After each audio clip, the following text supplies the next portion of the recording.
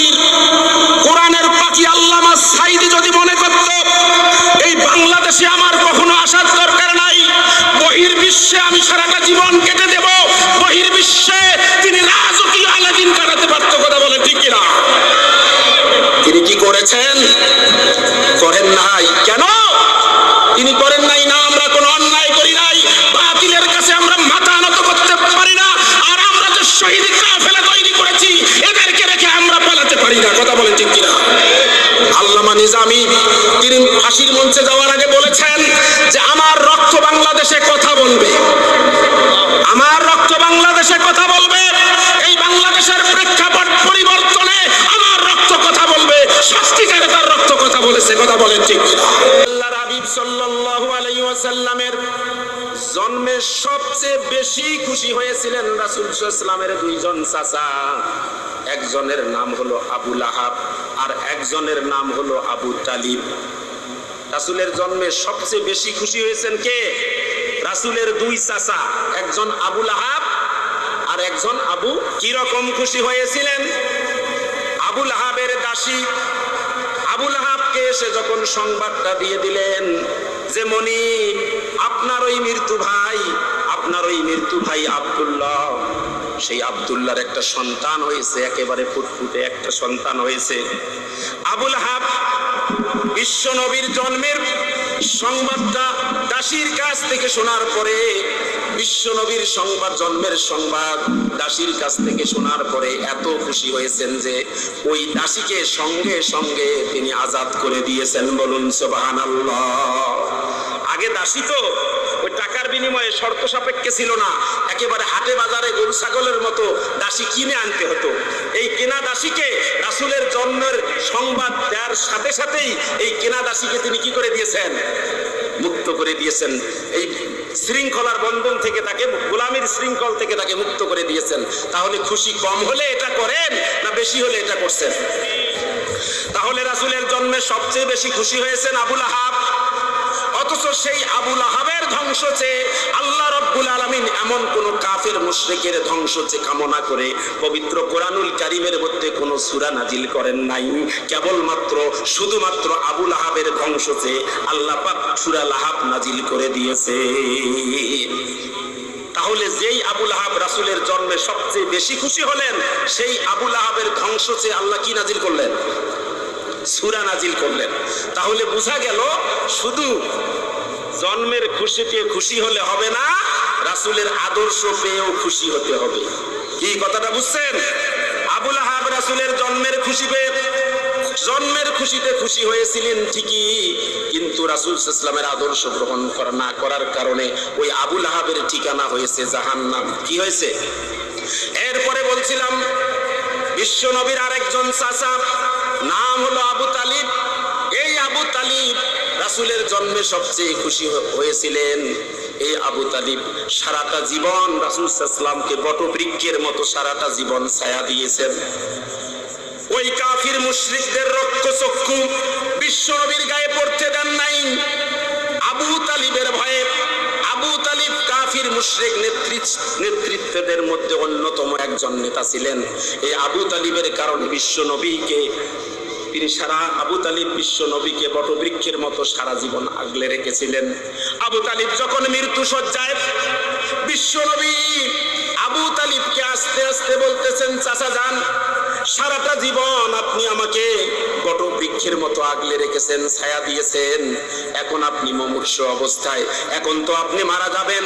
এই মারা যাওয়ার পূর্ব মুহূর্তে আপনি আমার কানে কানে শুধু বলেন লা ইলাহা ইল্লাল্লাহ মুহাম্মাদুর রাসূল বলতে হবে না, এটুকু বলার কোনো দরকার নাই, এটা আমি আল্লাহর সঙ্গে বোঝাপড়া করে নেব, আপনার জন্য আমি আল্লাহর কাছে সুপারিশ করে নেব।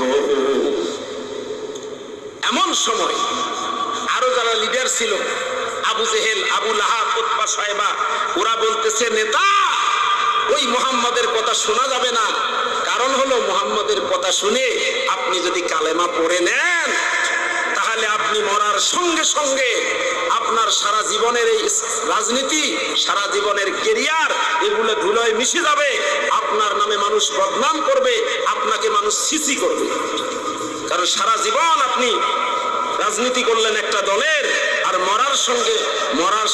মরার মুহূর্তে মুহাম্মাদের আদর্শ গ্রহণ করে মারা গেলেন, এটা কখনো হতে পারে? এ কথা শুনে আবু তালিব আর কালেমা পড়েন নাই। কালেমা পড়তে পারলেন না, আবু তালিব ইন্তেকাল করলেন। বিশ্বনবীর মনটা বড় খারাপ, বিশ্বনবী মনে খুব কষ্ট পেলেন।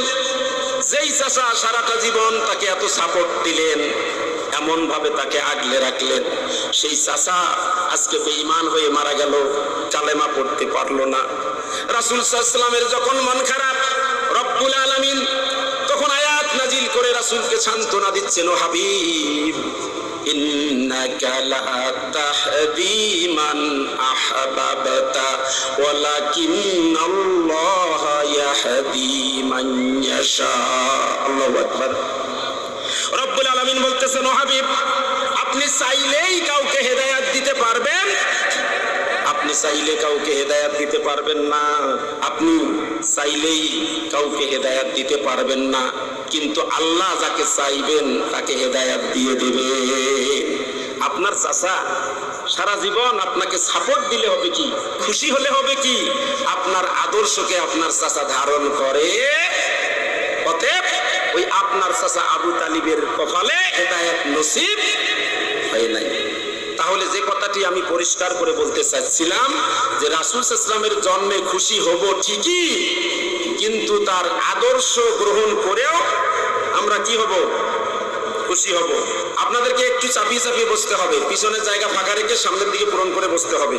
তাহলে যে কথা বলছিলাম, তাহলে জন্মের খুশি হলেই হবে না, তার আদর্শ পেয়েও কি হতে হবে?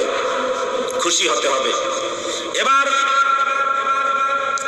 রাসূল সাল্লাল্লাহু আলাইহি ওয়াসাল্লামের আদর্শের ব্যাপারে রব্বুল আলামিন পবিত্র কুরআনুল কারীমের 33 নম্বর সূরা আহজাবের 21 নম্বর আয়াতে আল্লাহ পাক বলে দিলেন, লাকাদ কানা লাকুম ফি রাসূলিল্লাহি উসওয়াতুন হাসানাহ।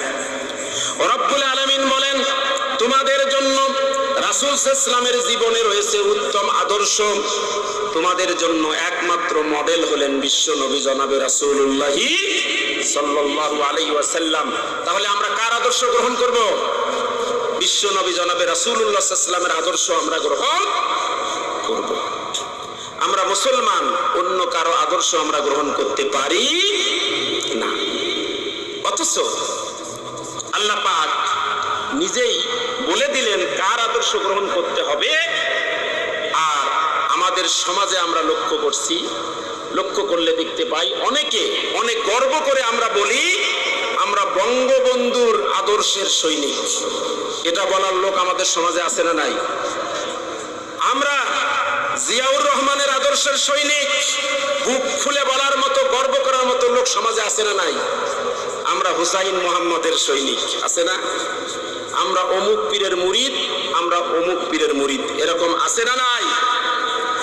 আপনারা যে যার আদর্শ গ্রহণ করেন আমি আপত্তি করতে চাই না, তবে আমি আপনাদের বিবেককে প্রশ্ন করতে চাই যে রব্বুল আলামিন আমাদেরকে সৃষ্টি করলেন, আশরাফুল মাখলুকাত করে সৃষ্টি করলেন, আখির জামানার পয়গাম্বর করে সৃষ্টি, পয়গাম্বরের উম্মত করে সৃষ্টি করলেন। যেই নবীর উম্মত হওয়ার জন্য ইতিপূর্বের নবীরা পর্যন্ত আল্লাহর কাছে দরখাস্ত করেছিলেন, সেই নবীর উম্মত আল্লাহ পাক বিনা দরখাস্তে আমাদেরকে করে দিলেন। সেই আল্লাহ জানিয়ে দিলেন যে আপনি কার আদর্শ গ্রহণ করবেন। লাকাদ কানা লাকুম ফি রাসূলিল্লাহি উসওয়াতুন হাসানাহ। কোন নেতার আদর্শ গ্রহণ করবেন নেতাকে খুঁজতে হবে না, আল্লাহ নিজেই নেতাকে খুঁজে দিয়েছেন। লাকাদ কানা লাকুম ফি রাসূলিল্লাহি উসওয়াতুন হাসানাহ। তোমাদের জন্য রাসূলের কাছে রয়েছে উত্তম আদর্শ। ও ভাইয়েরা, আমি বলতে চাই আপনি কোন নেতার আদর্শ গ্রহণ করবেন আমার আপত্তি নাই, তবে আমাকে কথা দিতে হবে। আপনি কি বলতে পারবেন গ্যারান্টি দিয়ে আপনি যে নেতার আদর্শ গ্রহণ করছেন আপনি গ্যারান্টি দিয়ে বলবেন ওই নেতা কোনোদিন মিথ্যা কথা বলে নাই? আপনাকে গ্যারান্টি দিতে হবে ওই নেতা কোনোদিন জিনা ব্যভিচার করে নাই। পারবেন গ্যারান্টি দিতে? আপনি কি গ্যারান্টি দিতে পারবেন ওই নেতা কাউকে কোনোদিন প্রতারণা করে নাই, কাউকে ঠগায় নাই, কারো হক নষ্ট করে নাই, জীবনে এক ওয়াক্ত সালাত কাজা করে নাই? গ্যারান্টি দিতে পারবেন? যদি গ্যারান্টি দিতে পারেন, যদি গ্যারান্টি দিতে পারেন, গ্যারান্টি আল্লাহ পাক নিজেই ঘোষণা করে দিয়েছেন। সূরা কলামের 4 নম্বরটা আয়াত খুলে দেখেন, আল্লাহ বলছেন ওয়া ইন্নাকা লাআলা খুলুকিন আযীম। আল্লাহু আকবার। আল্লাহ বলতেছেন, ও নবী, আমি আপনাকে সুমহান চরিত্রের উপর প্রতিষ্ঠিত করেছি। আরবিতে এই যে গভীরতা আছে না, গভীরতা, এই গভীরতাকে আরবিতে বলা হয় আমিক। আর এই যে প্রশস্ততা বা চওড়া, এটাকে আরবিতে বলা হয় আরিক। আর এখানে আল্লাহ পাক রাসূলের চরিত্র বর্ণনা করতে গিয়ে বললেন আযীম। এই আযীম শব্দটা ওই জায়গায় ব্যবহৃত হয় যে যার গভীরতা কত, যার প্রশস্ততা কত, এটা মাপার যন্ত্র, এটা মাপার ফিতা থাকে না, সেই জায়গায় আযীম শব্দ ব্যবহার হয়। সুবহানাল্লাহ বলেন। রব্বুল আলামিন এই কথা বলে এটা প্রমাণ করলেন, যেই নবীর আদর্শ আমি গ্রহণ করতে বলেছি সেই নবীর চরিত্র হলো আযীম। তার মানে হলো নবীর চরিত্রের গভীরতা কত বেশি এটা মাপার কোনো ফিতা, তার চরিত্রের প্রশস্ততা কত বেশি এটা মাপার কোনো যন্ত্র কিয়ামত পর্যন্ত কেউ আবিষ্কার করতে পারবে না। সুবহানাল্লাহ। রাসূল সাল্লাল্লাহু আলাইহি ওয়াসাল্লাম নিজেই বলেছেন, বুইস্তু লিউতিম্মা মাকারিমাল আখলাক, আমি উন্নত চরিত্রের পূর্ণতা দেওয়ার জন্য প্রেরিত হয়েছি। চরিত্রের গ্যারান্টি রয়েছে আল্লাহর রাসূলের। আম্মা জান আয়েশা সিদ্দিকা রাদিয়াল্লাহু তাআলা আনহাকে এক সাহাবা প্রশ্ন করলেন, ও মা আম্মা জান, ও আম্মা জান, আমার কলিজার টুকরা নবীর চরিত্র সম্পর্কে একটু বলুন। আম্মা জান আয়েশা সিদ্দিকা রাদিয়াল্লাহু তাআলা আনহা এবার ওই সাহাবীকে বলতেছে, ও আল্লাহর নবীর সাহাবী, তোমরা কি কোরআন পড়ো না? সাহাবী বললেন, হ্যাঁ, আমরা তো কোরআন পড়ি। তখন আম্মা জান আয়েশা বললেন, তোমরা যদি কোরআন পড়ে থাকো তাহলে শুনে রাখো, কানা খুলুকুহু আল কোরআন, তোমার পেয়ারা নবীর চরিত্র হলো কোরআনের চরিত্র। বলেন আল্লাহু আকবার। পুরা কোরআনুল কারীমের 30 পারায় থিওরিটিক্যালি যা লেখা আছে, যা বলা আছে, বিশ্ব নবী তার জীবনে প্র্যাকটিক্যালি তা করে দেখিয়েছেন। বলুন সুবহানাল্লাহ। বিশ্ব নবী প্র্যাকটিক্যাল ভাবে কোরআনের যা কিছু আছে চরিত্র সব তিনি প্র্যাকটিক্যালি কোরআনের প্রত্যেকটা বিধান বাস্তবায়ন করে চলে গেছেন। রাসূলের আরেক বিবি উম্মে সালামা রাদিয়াল্লাহু তাআলা আনহা তিনি বলেন, ইনদামা ইয়ামশি রাসূলুল্লাহ সাল্লাল্লাহু আলাইহি ওয়াসাল্লাম আলাল আরদ কাআন্নাল কুরআনা ইয়ামশি আলাই। উম্মে সালামা রাদিয়াল্লাহু তাআলা আনহা বলেন, রাসূলুল্লাহ সাল্লাল্লাহু আলাইহি ওয়াসাল্লাম যখন রাস্তা দিয়ে হেঁটে যায় তখন মনে হয় রাসূল সাল্লাল্লাহু আলাইহি ওয়াসাল্লাম হেঁটে যাচ্ছেন না, স্বয়ং কোরআন রাস্তার উপর দিয়ে হেঁটে হেঁটে যাচ্ছে। চিৎকার দিয়া বলুন সুবহানাল্লাহ। কি সুবহানাল্লাহ মুখ দিয়ে আসে না? না এখনো ভয় কাটে নাই যে এখনো হাসিনা বুঝি দেশেই আছে নাকি? তাহলে কথা আপনাদের মুখ থেকে বেরোচ্ছে না কেন? মনে হচ্ছে মাহফিলের অবস্থা দেখে যে এটা বুঝি 5ই আগস্টের মাহফিলের আগের মাহফিল নাকি? এখনো ভয় পাচ্ছেন? মুসলমানেরা এত কাপুরুষ হয় কি করে? গর্জন দিয়ে কথা বলবেন আপনারা।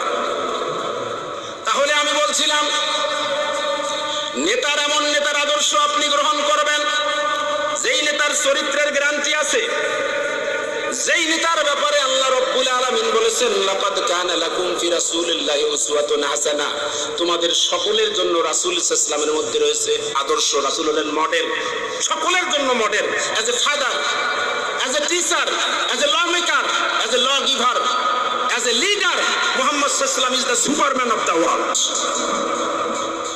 সারা বিশ্বের সুপারম্যান হলেন মুহাম্মদ সাল্লাল্লাহু আলাইহি ওয়াসাল্লাম। আপনি কোন নেতার আদর্শ অনুসরণ করবেন? যেই নেতা এই পার্থিব জীবনের সামান্য কিছু বিপদ আপদের ভয়ে, সামান্য বালা মুসিবতের ভয়ে একটু বিপদ হবে এই আশঙ্কা করে আপনি কোন নেতার আদর্শ গ্রহণ করবেন? যেই নেতা, আজকে যদি আমাদের বাংলাদেশের কথা বলি, এই বাংলাদেশের ইতিহাসে সবচেয়ে দীর্ঘতম সময় ধরে সর্বশেষ 15 বছর 7 মাস পর্যন্ত ক্ষমতার মসনদে বসে তিনি হাজার হাজার লক্ষ লক্ষ নেতা কর্মীকে তৈরি করেছেন। অথচ সামান্য একটু তার পার্থিব জীবনের ভয়ে, পার্থিব জীবনের একটু হুমকির ভয়ে, একটু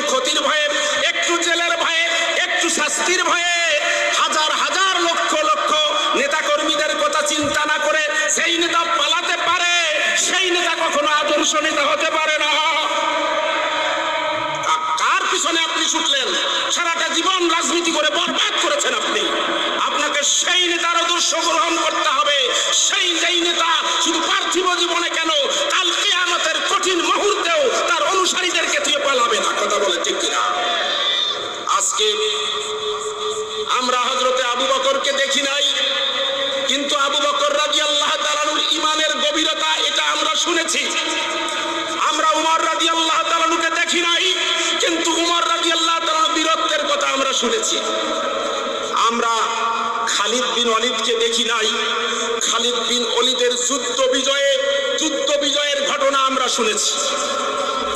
আমরা শহীদ সাইয়দ কুতুবকে দেখি নাই।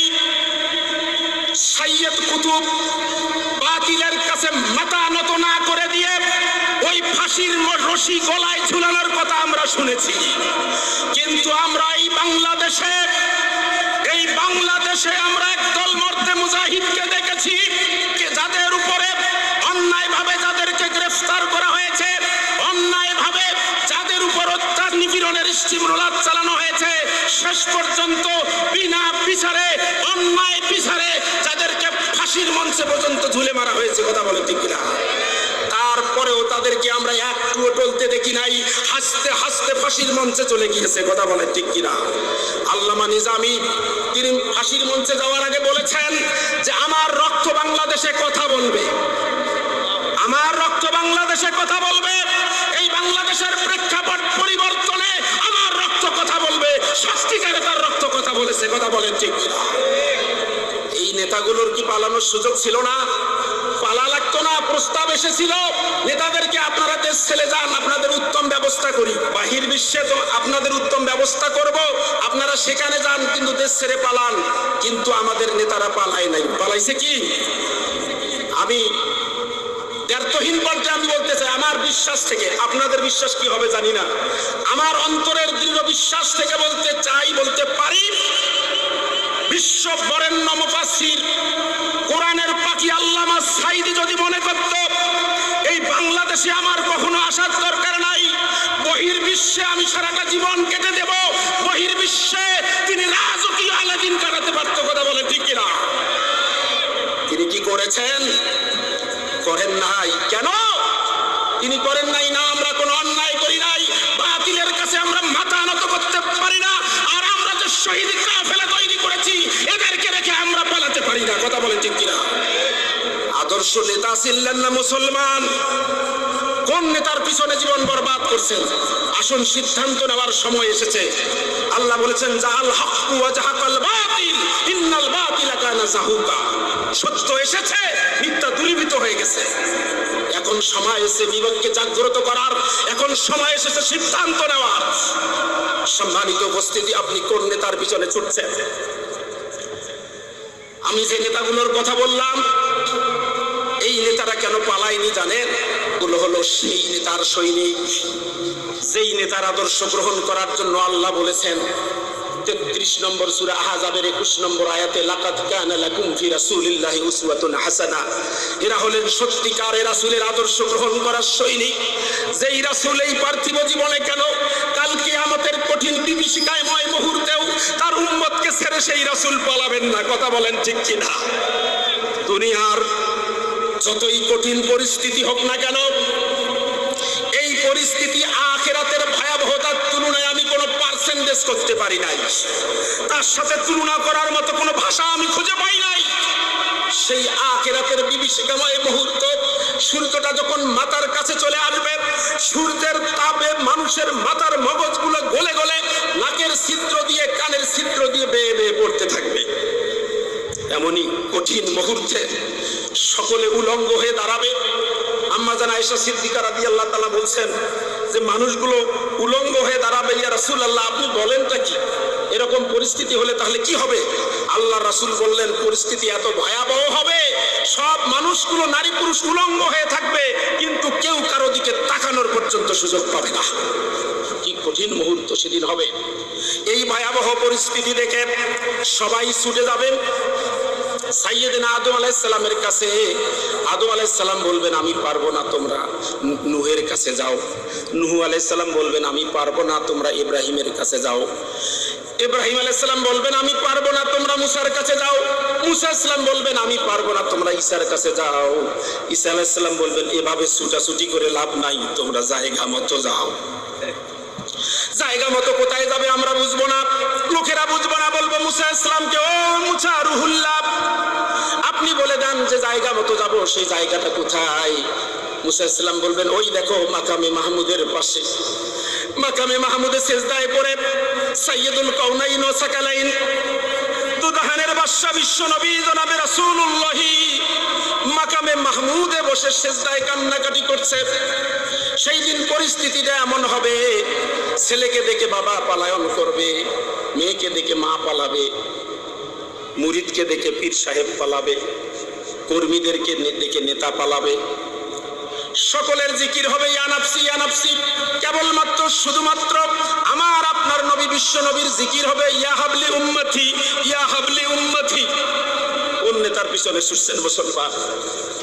বিশ্ব নবী মাকামে মাহমুদে বসে সিজদায় কাঁদতে কাঁদতে বেহুশ হয়ে যাবেন। সমস্ত লোকেরা বিশ্ব নবীকে ঘিরে ধরে থাকবেন। বিশ্ব নবী মাঝখানে মাকামে মাহমুদে আল্লাহর দরবারে কাঁদতে কাঁদতে বেহুশ হয়ে যাবেন। বিশ্ব নবীর কান্না দেখে আল্লাহ পাক সহ্য করতে পারবেন না। আল্লাহ বলবেন, ও হাবিব আর আপনি কাঁদবেন না। এরপর আসাক মাথা তোলেন, সালতুতা আপনি চান, ওয়াসফাতু সাফা আজকে আপনি যার জন্য সুপারিশ করবেন তাকে জান্নাত দিয়ে দেব। বিশ্বনবী যার জন্য সুপারিশ করবেন তাকেই আল্লাহ জান্নাত দিয়ে দিবেন। সেই নবীর আদর্শ গ্রহণ না করে আমরা কোন নেতার আদর্শ গ্রহণ করে জীবন চলছে? সাহাবাদের সামনে বিশ্ব নবী বর্ণনা করছেন, লিকুল্লে নবিয়্যিন দা মুস্তাজাবা। রব্বুল আলামিন প্রত্যেকটা নবীকে একটা করে মুস্তাজাবুদ দাওয়া দিয়েছেন। একটা করে মুস্তাজাবুদ দাওয়া হলো যেই দোয়াটা মানে কবুলের গ্যারান্টিযুক্ত দোয়া। কবুলের গ্যারান্টিযুক্ত দোয়া হলো মুস্তাজাবুদ দোয়া। যেই দোয়া করতে দেরি কিন্তু কবুল হতে দেরি, সেটা হলো মুস্তাজাবুদ দোয়া। রাসূল বললেন, লিকুল্লে নবিয়্যিন দা মুস্তাজাবা। রব্বুল আলামিন প্রত্যেকটা নবীকে একটা করে মুস্তাজাবুদ দাওয়া দিয়েছিলেন। প্রত্যেক নবী এই দুনিয়াতে থাকতেই সেই দোয়াটা করে গেছে। রাসূল বলেন, ওই দোয়াটা আমি আজ পর্যন্ত করি নাই। বিশ্ব নবী অনেক নির্যাতনের শিকার হয়েছেন। নবুয়তের পরে আবু জেহেল এবং তার এই জালিম সরকারের বাহিনীর দ্বারা বিশ্ব নবী অনেক নির্যাতনের শিকার হয়েছেন। তায়েফের ময়দানে পাথরের আঘাতে আঘাতে রক্তাক্ত হয়েছেন। বিশ্ব নবী নির্যাতনের এমন পর্যায়ে চলে গেলেন, এক পর্যায়ে তিনি মক্কা ছেড়ে ওই মদিনার উদ্দেশ্যে হিজরত করার জন্য বাধ্য হয়ে গেলেন। মক্কার সীমানা যখন পার হয়ে তিনি মদিনার উদ্দেশ্যে রওনা হলেন, সেই মদিনার সীমানায় পা দিয়ে এদিকে মক্কা এদিকে মদিনা, মাঝখানে দাঁড়িয়ে মক্কার দিকে তাকিয়ে বিশ্বনবী বলতেছেন, মক্কা আহাব্বুল বিলাদি লাউলা আখরাজতু লামা খরাজতু। ও মক্কা, আমি তোমাকে খুব ভালোবাসি, আমি প্রাণের চেয়েও বেশি তোমাকে ভালোবাসি। এই জালিম আবু জেহেলের সরকার যদি আমাকে এই মক্কা থেকে বিতাড়িত না করত, আমি মুহাম্মদ কখনো মক্কা থেকে আমি কখনো চলে যেতাম না। মক্কা থেকে জন্মভূমি থেকে বিতাড়িত হয়েছেন, উহুদের ময়দানে দন্দন মোবারক শহীদ করে দিয়েছেন। এত কঠিন মুহূর্তেও বিশ্ব নবী সেই দোয়াটা করেন নাই। রাসূল বলেন, ওয়াইন্নী আখতাবিউ দাওয়াতি শাফাআতান লিউম্মতি ইয়াউমাল কিয়ামা।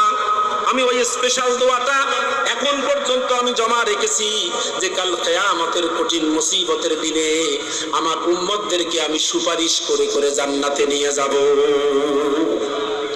দেখছেন কত দয়ার নবী, কত মায়ার নবী। সেই নবীর আদর্শ বাদ দিয়ে আপনারা কার আদর্শ গ্রহণ করছেন একবার বিবেককে প্রশ্ন করুন। তাই আজকে এই সিরাত মাসে আমি এ প্রসঙ্গে আমি এ কথাটি বলতে চাই, এখনো সিদ্ধান্ত নেওয়ার সময় আছে। আমরা আর কোন নেতার আদর্শ মানতে রাজি না। আমরা কেবলমাত্র বিশ্ব নবীর আদর্শ, যেই আদর্শ মানলে আমরা যে দোয়া করি, রব্বানা আতিনা ফিদ দুনিয়া হাসানাতাও ওয়া ফিল আখিরাতি হাসানা। আল্লাহ আমাদেরকে দুনিয়ায় হাসানা দাও, আখিরাতেও হাসানা দাও। দুনিয়ায় শান্তি, আখিরাতে মুক্তি পেতে হলে অন্য কোন নেতা নয়, দল মত নির্বিশেষে বিশ্ব নবীর আদর্শ আমরা ধারণ করতে চাই। যারা যারা দু হাত তুলে আল্লাহকে দেখান তারা মারহাবা। তাহলে আমি ওই সিরাতের মাসের কারণে এই কথাটুকু আপনাদের সামনে বললাম। এখন আমি আমার তেলাওয়াতকৃত আয়াতের দিকে চলে যাব। আমি তেলাওয়াত করেছিলাম আপনাদের সামনে সূরা ইসরাঈলের 33 নম্বর আয়াত। সেই আয়াতের শাব্দিক অর্থ হচ্ছে, অমাং কুতি কুতিলা মাজলুমান ফাকাদ জাআলনা লিওয়ালিহি সুলতানা। আল্লাহ বলেছেন, খুব ঠান্ডা মাথায় শুনবেন, আল্লাহ বলেছেন যেই জমিনে কোনো মাজলুমকে হত্যা করা হবে, যেই জমিনে কোনো মাজলুমকে হত্যা করা হবে, ওই মাজলুমের অনুসারীদেরকে আল্লাহ ক্ষমতা দান করবেন। আয়াতটা বুঝছেন কি? আয়াত নম্বর বলে দিলাম, মিলিয়ে নেবেন, আমি কোট করে কথা বলতেছি প্রত্যেকটি আয়াতে। আল্লাহ বললেন অমান কুতিলা মাজলুমান, যেখানে অন্যায়ভাবে কাউকে হত্যা করা হবে কোনো মাজলুমকে, ফাকাদ জাআলনা লিওয়ালিহি সুলতানা, তার অনুসারী যারা, ওলি যারা, আল্লাহর ঘোষণা হলো আল্লাহ তাদেরকে ক্ষমতা দিয়ে দেবেন। আমার বন্ধুগণ, এখন এই আয়াতটা আমরা মিলায়া নেই। আজ থেকে প্রায় ১৫০০ বছর আগে আল্লাহ এই কথাটা বলেছেন, আর ১৫০০ বছর পরে ৫ই আগস্টে এই আয়াতটি দিবালোকের ন্যায় সুস্পষ্ট, চন্দ্রালোকের ন্যায় সমুজ্জ্বলিত হয়ে আমাদের সামনে আজকে ভেসে উঠছে। কথা বলেন ঠিক কিনা? এবার আসুন, জুলুম কি? জুলুম এটা হলো আরবি শব্দ, এর অর্থ হলো অত্যাচার করা, অবিচার করা, কাউকে তার অধিকার থেকে বঞ্চিত করা, অন্যায়ভাবে কাউকে শারীরিক, মানসিক ও আর্থিক কষ্ট দেওয়া। আল্লাহর ইবাদতে, তার ক্ষমতায়, তার আইনে অন্য কাউকে অংশীদার করা সবচেয়ে বড় জুলুম। সূরা লোকমানের 13 নম্বর আয়াতে আল্লাহ বলছেন ইন্নাশ শিরকা লাযুলমুন আযীম, শিরক হলো সবচেয়ে বড় জুলুম। আপনারা জানেন, খুব গভীর মনোযোগ দিবেন, পৃথিবীর সৃষ্টি লগ্ন থেকে আমরা এখন পর্যন্ত যুগে যুগে বড় বড় জালিমদের জুলুমের কথা আমরা ইতিহাসের পাতায় পড়ে পড়ে শিখেছি, শুনেছি। ঠিক কিনা? পৃথিবীর সৃষ্টি লগ্ন থেকে এখন পর্যন্ত পৃথিবী বিখ্যাত জালিমগুলো, কুখ্যাত জালিমগুলোর জুলুমের কথা আমরা জেনেছি ইতিহাসের পাতায় পড়ে পড়ে। ঠিক কিনা বলেন? কিন্তু সর্বশেষ লেডি ফেরাউন, আমাদের সদ্য পলাতক এই জালিমা, 15 বছর 7 মাস ধরে যে জুলুমগুলা করেছে, এই জুলুমের ঘটনাগুলো আমরা নিজের কানে শুনেছি, নিজের চর্ম চোখে দেখেছি। কথা বলেন ঠিক কিনা? এর আগের জালিমদের জুলুমের কথা ইতিহাস পড়ে পড়ে ইতিহাসের পাতা থেকে শুনেছি, আর এই লেডি ফেরাউনের জুলুমের ইতিহাসগুলো, জুলুমের ঘটনাগুলো আমরা নিজের কানে শুনেছি, নিজের চর্ম চোখে দেখেছি। কথা বলেন ঠিক কিনা? আমরা দেখেছি কিভাবে নিরপরাধ মানুষগুলোর উপর অন্যায় করা হয়েছে, কোনো মামলা নেই, প্রশাসনের পুলিশ বাহিনী, তখনকার সেই গুন্ডা বাহিনী এসে তাকে গ্রেফতার করেছে, বলছে যে আমার বিরুদ্ধে মামলা, বলছে থানায় আসেন, কত মামলা লাগবে দেয়া হবে, কত মামলা লাগবে, থানায় গিয়ে আগে গ্রেফতার করে তারপরে মামলা দেয়। নিরপরাধ মানুষের উপর জুলুম হয়েছে, সাধারণ মুসল্লিরা মার খেয়েছে, মুসল্লিদের উপর জুলুম হয়েছে, দাড়িওয়ালা টুপিওয়ালা মানুষেরা সরাতুল ইশার নামাজ পড়ে, মাগরিবের নামাজ পড়ে, ফজরের নামাজ পড়ে কোরআন নিয়ে বসে একটু কোরআনের দর্শ আলোচনা করতেছে, আর পুলিশ দেয়া তাদেরকে ধরে এনে বলতেছে এরা এই দেশে জঙ্গি তৎপরতা চালার ষড়যন্ত্র করছে। কি এরকম হয়নি? হয় নাই? ঘটনা হয়নি? কথা বলেন না কেন? হয় নাই? এগুলো বানিয়ে বলছি আমি। 15টা বছর 7 মাস ধরে একটু শান্তিমতো কোরআনের দর্শ পর্যন্ত মসজিদে দিতে পারি না। ফজরের নামাজ পড়ে তারপরে একটু দর্শ দিতে গেলেও পাহারায় লোক রাখা লাগছে যে কখন পুলিশ চলে আসে। দেখলে আমরা ভুলে যাইনি, বাবা ছেলে একসঙ্গে খেতে বসছে, পুলিশ ধরে নিয়ে গিয়ে বলছে যে রাষ্ট্রদ্রোহিতার ষড়যন্ত্র করছে। কোন জায়গায় দুর্নীতি পৌঁছে নাই? এই জালিমের দুর্নীতি, জালিমের জুলুম প্রত্যেকটা সমাজের রন্ধে রন্ধে পৌঁছে গেছে। এরা জুলুম করেছে, এরা জুলুম শুরু করেছে ওই যে 2009 সালের পিলখানার দরবার হলে, সেখানে তারা 57 জন চৌকুশ অফিসার সহ 74 জনকে তারা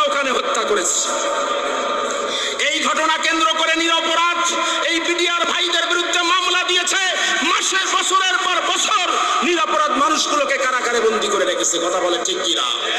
আমরা দেখেছি 2013 সালের 5ই মে শাপলা চত্বরে কিভাবে তারা হেফাজতে ইসলামের নেতা কর্মীদেরকে উপর কিভাবে তারা ধ্বংসযজ্ঞ চালিয়েছে, কথা বলে ঠিক কিনা?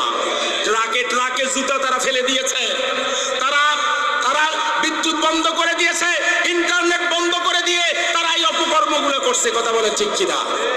এদের দুর্নীতির হাত থেকে, এদের জুলুমের হাত থেকে কেউ রেহাই পায় নাই। আপনারা জানেন এই দেশের বাংলাদেশের একমাত্র নির্ভরযোগ্য সুদবিহীন শিক্ষা প্রতিষ্ঠান, ব্যাংক প্রতিষ্ঠান, অর্থনৈতিক লেনদেনের প্রতিষ্ঠান হলো ইসলামী ব্যাংক।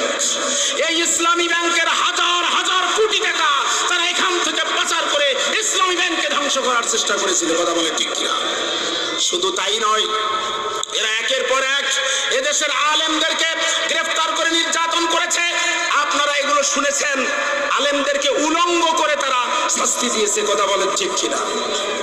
আপনারা জানেন দেশ বরেণ্য, বিশ্ব বরেণ্য, আমাদের গর্ব কোরআনের পাখি আল্লামাকে তারা ধর্ষক, লুঠেরা, তাকে খুনি, তাদেরকে রাজাকার, ওই দেলু রাজাকারের মামলাগুলো তার নামে চালিয়ে দিয়েছে, কথা বলেন ঠিক কিনা?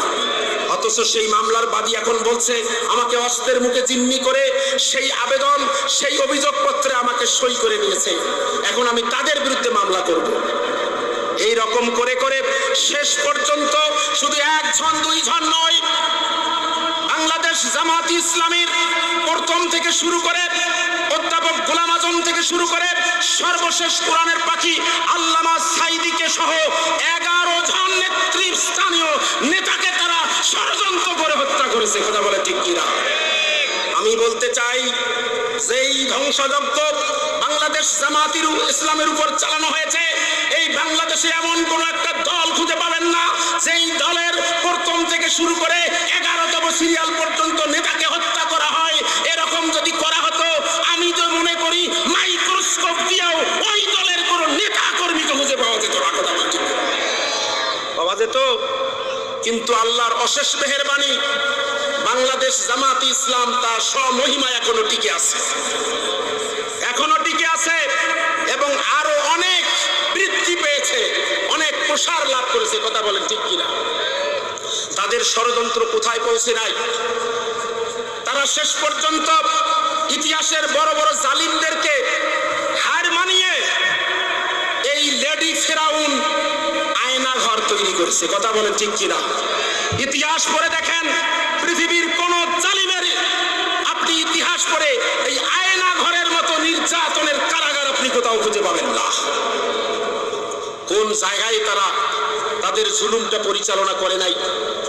সর্বশেষ তারা যে জুলুমটা করেছে, তারা শিক্ষা ব্যবস্থাকে, সেখানে তারা প্রত্যেকটা সেশনের শুরু যখন হয়, এই শিক্ষা ব্যবস্থায় তারা নাস্তিকতাবাদের শিক্ষাগুলো ইসলামী শিক্ষার পরিবর্তে সেগুলো ঢুকিয়ে দেওয়া শুরু করেছে, কথা বলে ঠিক কিনা?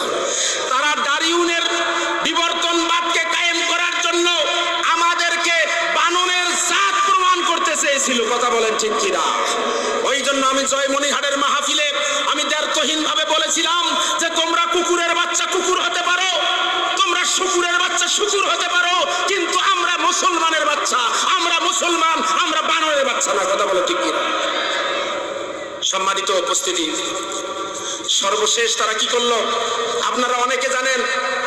আমি এই যে 4 তারিখ, 5 তারিখেতে হাসিনা পালালো, 4 তারিখ এই যে বৈষম্য বিরোধী ছাত্র আন্দোলনের মিছিল উত্তর সমাবেশে কলেজ মোড়ে আমি বক্তব্য দিয়েছিলাম। আমি বলেছিলাম আমরা ছোট থেকে শুনে এসেছি education is the backbone of a nation, no progress can be possible without education. আমরা ছোট থেকে শুনে এসেছি শিক্ষা জাতির মেরুদণ্ড, অথচ সেই শিক্ষার জাতির মেরুদণ্ডকে জাতির কারাগারে পরিণত করেছে, কথা বলেন ঠিক কিনা? যারা আমার বক্তব্য শুনেছেন আমি এভাবেই বলেছিলাম, যারা এই শিক্ষাকে জাতির মেরুদণ্ডের পরিবর্তে জাতির কারাদণ্ডে পরিণত করেছে, এই বাংলার জমিনে তাদের বিচার হবে, কথা বলেন ঠিক কিনা? বিচার শুরু হয়ে গেছে, বিচার শুরু হয়ে গেছে। সেই কুখ্যাত বিচারক কালামানি শেষ পর্যন্ত তার পোতা পর্যন্ত কি হয়েছে ছিঁড়ে ফেলেছে। বিচার শুরু হয় নাই? বিচার শুরু হয়েছে। আমাদের দেশের ছাত্ররা তাদের মেধাবীদের আন্দোলন, ন্যায্য দাবি তারা তুলেছিল, ঠিক কিনা বলেন? কোটা সংস্কারের আন্দোলন, দাবি ছিল মেধাবী যারা চাকরি পাবে তারা। এটা কি অন্যায় দাবি? আর এই দাবিটা বাস্তবায়ন করতে গিয়ে আমি সেদিনও ওই কথাও বলেছিলাম, বক্তব্য দিতে বলেছিলাম, আমরা ভেবেছিলাম আমাদের বর্তমান প্রজন্ম এরা ইউটিউব ফেসবুক নিয়ে সব সময় ব্যস্ত, এরা বিভিন্ন নেশায় আক্রান্ত, এদের মধ্যে কোনো সাহসিকতা নাই, হিম্মত নাই। এটা যারা ভেবেছিলাম, আমাদের চোখে আঙ্গুল দিয়ে আমাদের গর্ব, রংপুরের গর্ব আবু সাইদ ওই বাতিলের বিরুদ্ধে রুখে দাঁড়িয়ে গুলির সামনে নিজের বুকটা এভাবে পাতিয়ে দিয়ে আমাদের ভুল ভেঙে দিয়ে প্রমাণ করেছে আমরা হলাম হযরত উমরের উত্তরসূরি, আমরা হলাম হযরত খালিদ বিন ওলীদের উত্তরসূরি। কথা বলে ঠিক কিনা? তারা যেভাবে আবু সাইদের বুকে গুলি লেগেছিল, যেভাবে গুলি করেছে, গোটা বিশ্বের বিবেককে তারা আঘাত করেছে, গোটা বিশ্ব বিবেক কেঁদেছে। কিন্তু ওই পাশানি, ওই ডাইনি, ওই লেডি হাসিনার হৃদয়ে একটু আসর লাগে নাই। কথা বলেন ঠিক কিনা? কোন নেতার পিছনে ছুটে জীবন বরবাদ করছেন? শেষ পর্যন্ত আবু সাইদকে গুলি করা হলো। এখনো স্মৃতি ভাসে সেই মুগ্ধের কথা। জীবনের শেষ মুহূর্ত পর্যন্ত এরকম করে পানির বোতল হাতে নিয়ে বলতেছে, পানি লাগবে, পানি পানি পানি। কি দৃশ্যটা দেখেন নাই? আপনারা দেখেন নাই? সেই স্মৃতি এখনো ভাসে। এই আবু সাইদ এবং মুগ্ধ সহ এই হাজার হাজার ছাত্রকে অন্যায়ভাবে হত্যা করা হয়েছে বাংলার জমিনে। কথা বলেন ঠিক কিনা? আর রব্বুল আলামিন কোরআনুল কারীমের 17 নম্বর সূরা বনী ইসরাইলের 33 নম্বর আয়াতে আজ থেকে 1500 বছর আগে আল্লাহ জানিয়ে দিয়েছেন, ওয়ামান কুতিলা মাজলুমান ফাকাদ জাআলনা লিওলিহি সুলতানা। আল্লাহু আকবার বলেন। 1500 বছর আগে আল্লাহ কোরআনে বলে দিলেন, যেই জমিনে মাজলুমকে হত্যা করা হবে সেই জমিনে আল্লাহ তাদেরকে ক্ষমতা দিবেন। এই কথাটা আল্লাহর বাস্তবে প্রমাণিত হচ্ছে কি হয় নাই? আজকের ক্ষমতার মসনদে যারা আবু সাইদ মুগ্ধের অনুসারী তারা। কথা বলেন ঠিক কিনা? বাস্তব প্রমাণ। 2 জন ছাত্র উপদেষ্টার দায়িত্বে আছে। তাহলে আল্লাহর কোরআন 1500 বছর যেটা বলছে এটা কি সত্যি প্রমাণিত হয়েছে? বিশ্বাস হয় আপনাদের? আয়াত নম্বর বলে দিয়েছি, মিলে নেবেন। তাহলে আল্লাহর ঘোষণা, যেই জমিনে জালিমরা মাজলুমকে হত্যা করবে, এই মাজলুমের অনুসারী হবে যারা, তাদের হাতে আল্লাহ কি দিবেন? ক্ষমতা দিবেন। ওয়াদা কার? আল্লাহ। ছাত্ররা মাজলুম ছিল, ক্ষমতা পেয়ে গেছে, আলহামদুলিল্লাহ বলেন। এই জমিনে আর এক শ্রেণীর মাজলুম আছে যারা হলো প্রকৃত মাজলুম। এই আল্লাহর জমিনে আল্লাহর কোরআনের রাজটাকে কায়েম করার জন্য, কোরআনের বিধানটাকে কায়েম করার জন্য যারা শুরু থেকে বাংলাদেশ সূচনা লগ্ন থেকে যারা এই আন্দোলন করে আসছে বাংলার জমিনে আল্লাহর দ্বীনকে প্রতিষ্ঠা করার জন্য, এই রকম মাজলুমগুলো, হাজার হাজার মাজলুমের রক্ত এই বাংলাদেশে ঝরেছে। কথা বলেন ঠিক কিনা? ইসলামী আন্দোলনের নেতা কর্মীদেরকে শহীদ করে দেয়া হয়েছে। এই জমিনে হক্কানি আলেম ছিল যারা আল্লাহর জমিনের আল্লাহর দ্বীনকে প্রতিষ্ঠা করার জন্য যারা আন্দোলন করেছিল, যারা কাজ করেছিল, তাদেরকে অন্যায়ভাবে হত্যা করা হয়েছে, ফাঁসিতে ঝুলিয়ে মারা হয়েছে। সর্বশেষ কোরআনের পাখি আল্লামা সাইদিকে ষড়যন্ত্র করে 13 বছর 1 মাস 6 দিন পর্যন্ত তাকে বন্দী করে শেষ পর্যন্ত ষড়যন্ত্র করে তাকে হত্যা করেছে। কথা বলেন ঠিক কিনা? এই কোরআনুল কারীম যদি সত্য হয়, কোরআনের ওই আয়াত যদি সত্য হয়, তাহলে আজ হোক কাল হোক, আমি তার তহিন ভাবে বলতেছি, আল্লাহ যেহেতু ওয়াদা করেছেন যেই জমিনে মাজলুমকে হত্যা করা হবে, যেই জমিনে মাজলুমেরা জীবন দেবে, মাজলুমের রক্ত ঝরবে, সেই জমিনের এই মাজলুমদের অনুসারীদের হাতে আল্লাহ ক্ষমতা দিয়ে দিবে। শুধুমাত্র আল্লাহ চূড়ান্ত ক্ষমতায় যাওয়ার, চূড়ান্ত বিজয়ের জন্য আল্লাহ পরিবেশ করে দিয়েছেন। কিন্তু এই কোরআন সাক্ষী, আজ হোক কাল হোক, এই জালিমের নাকে ঢোকা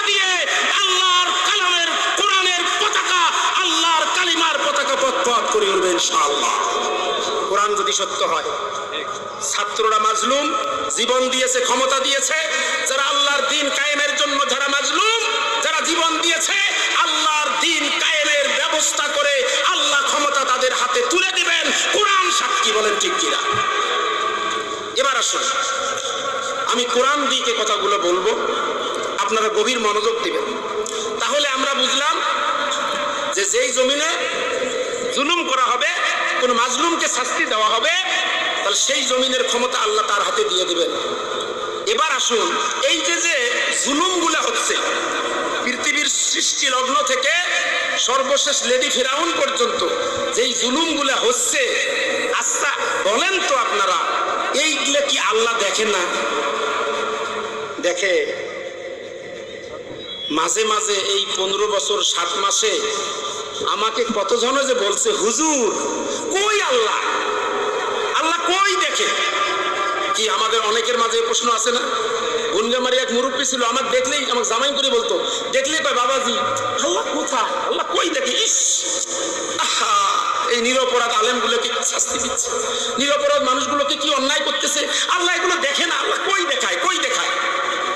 আমি শুধু ওনাকে বলি, বাবাজি একটু ধৈর্য ধরেন, আল্লাহ অত তাড়াহুড়া করে না। আল্লাহ কি করে না? তাড়াহুড়া করে না। আল্লাহ অবশ্যই এগুলো দেখেন, আল্লাহ ব্যবস্থা নেবেন, তবে সময় হলে। আমি এই কথা বলে কাট দেই, আর কি বলবো। এবার কোরআনকে প্রশ্ন করি। কাকে? কোরআনকে। কারণ কোরআনুল কারীম হলো, কোরআনুল কারীমের ব্যাপারে আল্লাহ পাক বলছেন, وَنَزَّلْنَا عَلَيْكَ الْكِتَابَ تِبْيَانًا لِكُلِّ شَيْءٍ وَهُدًى وَرَحْمَةً وَبُشْرَى لِلْمُسْلِمِينَ। রব্বুল আলামিন বলেন, মানুষের জীবনের ব্যক্তিগত জীবন থেকে শুরু করে আন্তর্জাতিক জীবন পর্যন্ত, রান্নাঘর থেকে শুরু করে পার্লামেন্ট পর্যন্ত এমন কোন দিক আর বিভাগ নাই যেখানে কোরআনুল কারীমের মধ্যে সমস্যার সমাধান নাই। এই আয়াতটাকে সংক্ষেপে বললে যেটা অর্থ হয় যে সব সমস্যার সমাধান দিতে পারে। অনেকে বলে এটা দলীয় স্লোগান। এটা কি দলীয় স্লোগান? অনেকে মনে করে এটা জামাত শিবিরের স্লোগান। সব সমস্যার সমাধান, বলেন তো দেখি একটু, সব সমস্যার সমাধান দিতে পারে আল কোরআন। এটা কি দলীয় স্লোগান? এটা কিসের স্লোগান? এটা কোরআনের স্লোগান। ভাইরা আমার, এবার সেই কোরআনকে জিজ্ঞেস করি, কোরআন তুমি বলো তো, পৃথিবীর সৃষ্টি লগ্ন থেকে এ পর্যন্ত যত জালিমের জুলুম হচ্ছে, এগুলো কি আল্লাহ দেখেন? কোরআন কি বলে এবার দেখেন। সূরার নাম সূরা ইব্রাহিম। কোন সূরা? ইব্রাহিম, আয়াত নম্বর 42। রব্বুল আলামিন বলেন, ওয়ালা তাহসাবান্নাল্লাহা গাফিলান আম্মা ইয়ামালুজ জালিমুন। আল্লাহু আকবার বলেন। আল্লাহ বিশ্ব নবীকে বলতেছেন, ও হাবিব, এই কথা বলা তো দূরের কথা, বলা তো যাবে না, বরং এটা ধারণা করবেন না, এটা কল্পনাই করবেন না যে জালিমেরা যা করে আল্লাহ এই ব্যাপারে গাফিল, আল্লাহ এটা দেখে না, আল্লাহ এটা শোনে না, এটা তো বলা যাবে না, বরং এটা কল্পনাও করা। ওয়ালা তাহসাবান্না, তাকিদ দিয়ে আল্লাহ পাক বলতেছেন, এটা কল্পনাও করো না। ও হাবিব, আপনি কল্পনাও করেন না যে জালিমের কার্যকলাপ আল্লাহ দেখে না, আল্লাহ জানে না। তাহলে এই আয়াত কি বলছে? জালিমেরা যা করে আল্লাহ তা দেখে। এরপরে সূরা তাহা, সেখানে আল্লাহ কি বলছেন দেখেন, ওয়া ইন তাজহারু বিল কওলি ফাইন্নাহু ইয়ালামুস সিররা ওয়া আখফা। আল্লাহ রাব্বুল আলামিন বলেন, তোমরা গোপনে যা করো, তোমরা প্রকাশ্যে যা করো, গোপনে যা করো সব কিছু আল্লাহ জানেন। আল্লাহ গোপনে বললেও, আস্তে বললেও শোনেন, জোরে বললেও শোনেন। এরপরে সূরা আনআম 59 নম্বর আয়াতে আল্লাহ বলছেন, ওয়ামা তাসকুতু মিন ওয়ারাকাতিন ইল্লা ইয়ালামুহা। Not a leaf falls, but that he knows it. আল্লাহ বলছেন, এই পৃথিবীর জমিনে কোনো একটা বৃক্ষের শুকনো পাতা, এমন কোন বৃক্ষের একটা শুকনো পাতা জমিনে পড়ে না যেই বৃক্ষটার পাতার পড়ার শব্দ আল্লাহ শোনেন এবং সেটা আল্লাহ দেখেন। আল্লাহ সবকিছু দেখেন, এমনকি একটা গাছের শুকনো পাতা যখন ঝরে পড়ে কোন জেলার, কোন থানার, কোন ইউনিয়নের, কোন ওয়ার্ডের, কোন মালিকের কোন বৃক্ষের পাতাটা জমিনে ঝরে পড়লো সেটা আল্লাহ দেখেন, তিনি জানেন। তবে আল্লাহ সব কিছু জানলেও আয়না ঘরের ভিতরে কি হয়েছিল এইটা আল্লাহ জানেন না। কি এটাও জানেন? আবার প্রশ্ন, কোরআনকেই প্রশ্ন করব, আর কাউকে না। এবার কোরআনকে প্রশ্ন করতে চাই। খারাপ লাগতেছে আপনাদের? আমাদের মেহমান আসবে কিন্তু, যত সময় চলে আসবেন, খারাপ লাগলে বলবেন। এবার কোরআনকে প্রশ্ন করব, কোরআন তুমি তো বলতেছো আল্লাহ সব দেখেন, এমনকি আয়না ঘরে যেটা হয়েছে সেটাও আল্লাহ দেখেছেন। এখন কোরআনের কাছে প্রশ্ন হলো, যদি আল্লাহ সব যদি দেখেন, সব যদি শোনেন, তাহলে জালিমের পতন হতে সময় লাগে কেন, এত দেরি হয় কেন? আল্লাহ যদি সব দেখেন, আয়না ঘরে যা হয়েছে সেটাও যদি দেখেন, তাহলে প্রত্যেকটা জালিমের পতন হওয়ার জন্য দেরি হয় কেন? নমরুদ দীর্ঘ সময় ধরে ইব্রাহিম আলাইহিস সালাতু ওয়াস সালামের উপর জুলুম করেছিল, কি করে নাই?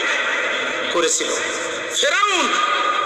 ফেরাউনের জুলুম শুরু হয়েছিল হযরত মুসা আলাইহিস সালাতু ওয়াস সালামের জন্মেরও আগের থেকে।